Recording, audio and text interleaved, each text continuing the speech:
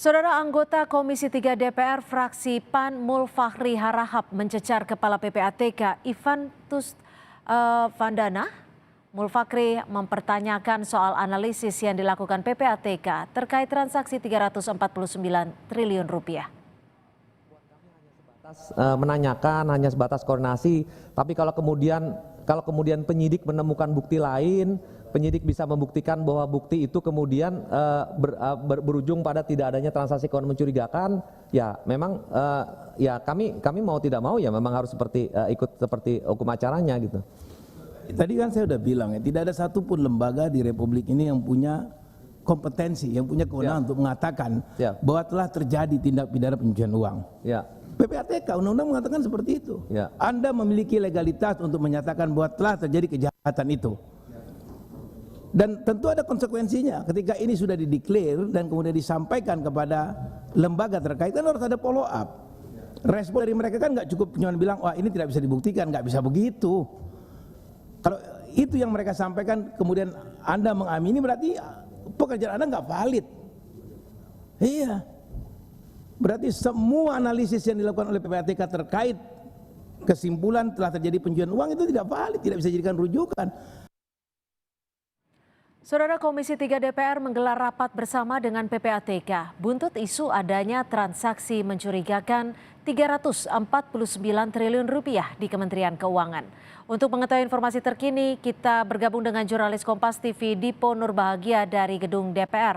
Dipo, informasi terbaru apa dari DPR terkait dengan rapat bersama ini, Dipo?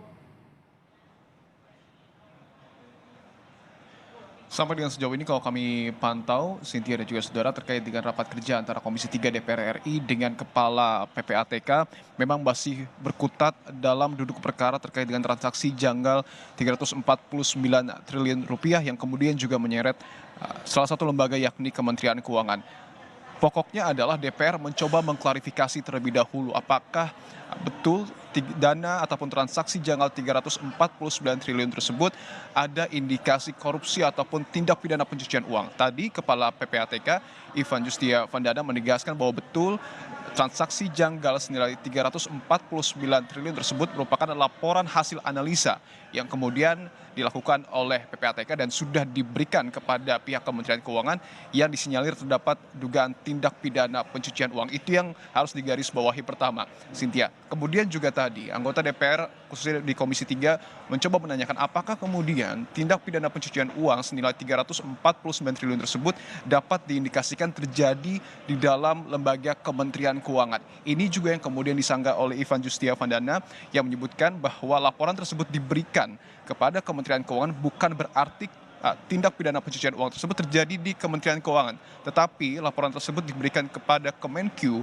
karena Kemenq merupakan penyidik tindak pidana asal. Artinya ini adalah sebuah tindak lanjut dari PPATK untuk kemudian juga ditindaklanjuti oleh Kementerian Keuangan untuk mencari siapa saja oknum yang kemudian diduga melakukan tindak pidana pencucian uang yang juga sebenarnya sudah disampaikan oleh Menteri Keuangan Sri Mulyani pada hari kemarin di kantor Kemenko Polhukam Jakarta. Nah, poin ketiga yang tadi kami coba rangkum adalah DPR sebenarnya menyesalkan begitu banyaknya kesimpang siuran informasi terkait dengan adanya transaksi janggal 349 triliun ini. DPR juga tadi sempat menyinggung bahwa di lain waktu ataupun beberapa waktu yang lalu Irjen dari Kementerian Keuangan sempat menyebut bahwa transaksi janggal kurang lebih 300 triliun ini tidak ada kaitannya dengan korupsi ataupun dengan TPPU. Tetapi di sisi lain pada hari kemarin Menko Polhukam, Menq dan juga Kepala PPATK menyebut bahwa hal tersebut merupakan TPPU. Ini yang kemudian dapat saja membuat masyarakat jadi enggan membayar pajak dan harus diperhatikan betul oleh pejabat-pejabat publik dalam koordinasi dan juga menyampaikan informasi yang valid kepada publik, Cynthia. Setelah mendengar penjelasan dari PPATK, lalu adakah penjadwalan dengan Menko Polhukam dan Menq untuk menjalani rapat bersama di Komisi 3 DPR? Sejauh ini jadwal yang baru kami dapatkan informasinya adalah terkait dengan pertemuan antara Komisi 3 dengan Menko Polhukam Mahfud MD yang rencananya akan dilakukan pada Jumat pekan ini, karena pada hari Rabu dan juga hari Kamis esok adalah tanggal merah begitu, artinya pertemuan dilakukan pada hari Jumat. Nah, terkait dengan pertemuan antara Komisi 3 dan juga Menteri Keuangan ini yang masih harus kita dalami karena kita tahu mitra kerja dari Kementerian Keuangan bukan Komisi 3, artinya harus ada koordinasi lanjutan bagaimana kemudian mekanisme untuk membuat Menko Polhukam dan juga Menkyu duduk bersama dan bertemu dengan Komisi 3, Cynthia. Baik, terima kasih atas laporan Anda. Dipo Nurbahagia, jurnalis Kompas TV melaporkan langsung dari DPR RI. Gonjang-ganjing dugaan transaksi mencurigakan di Kementerian Keuangan mulai benderang.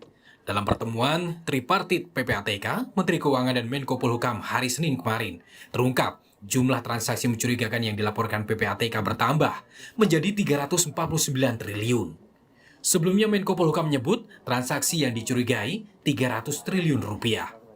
Sekali lagi, Mahfud MD bilang transaksi mencurigakan ratusan triliun itu bukan korupsi, melainkan diduga tindak pidana pencucian uang dan melibatkan banyak pihak di luar Kementerian Keuangan. Berkali-kali saya katakan, ini bukan laporan korupsi, tapi laporan tentang dugaan tindak pidana pencucian uang yang menyangkut pergerakan transaksi mencurigakan. Saya waktu itu sebut 300T. Sesudah diteliti lagi, transaksi mencurigakan itu, ya lebih dari itu, 349T, mencurigakan. Jadi jangan berasumsi bahwa, wah Kementerian Keuangan korupsi 349T. Enggak, ini transaksi mencurigakan, dan itu banyak juga melibatkan dunia luar, orang yang punya sentuhan-sentuhan dengan mungkin orang Kementerian Keuangan. Dalam kesempatan yang sama, Menteri Keuangan Sri Mulyani menyebut dari transaksi mencurigakan 349 triliun rupiah yang dilaporkan PPATK, hanya 22 triliun yang berkaitan dengan pegawai Kemenku. Sebagian besar, sekitar 253 triliun, terindikasi merupakan transaksi keuangan atau perekonomian oleh badan usaha dan individu yang tidak menyangkut pegawai Kemenku. Transaksi keuangan dari perusahaan atau badan atau perseorangan yang tidak ada di dalamnya orang Kementerian Keuangan. Jadi ini transaksi ekonomi. Artinya PPATK menengarai adanya transaksi di dalam perekonomian, entah itu perdagangan, entah itu pergantian properti, yang ditengarai ada mencurigakan, dan itu kemudian dikirim ke Kemenku supaya Kemenku bisa memfollow up, menindaklanjuti sesuai dengan tugas dan fungsi kita.